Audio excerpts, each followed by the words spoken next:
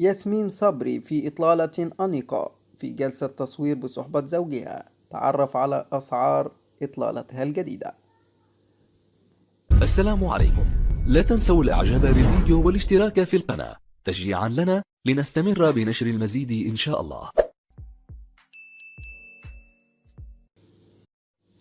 أطلت الممثلة ياسمين صبري بملابس أنيقة في أحدث جلسة تصوير خضعت لها بصحبة زوجها رجل الأعمال أحمد أبو هشيمة.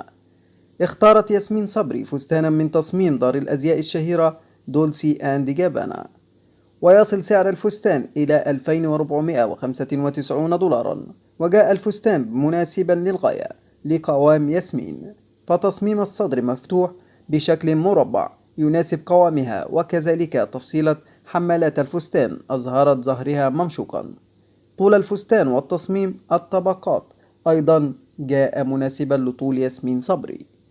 أما الحذاء باللون نود من تصميم كريستيان لوبويتين يصل سعره إلى 2616 دولارا، والساعة من دار كارتر بسعر 8604 دولارا، ولم يكن لونها مناسبا لباقي الإطلالة.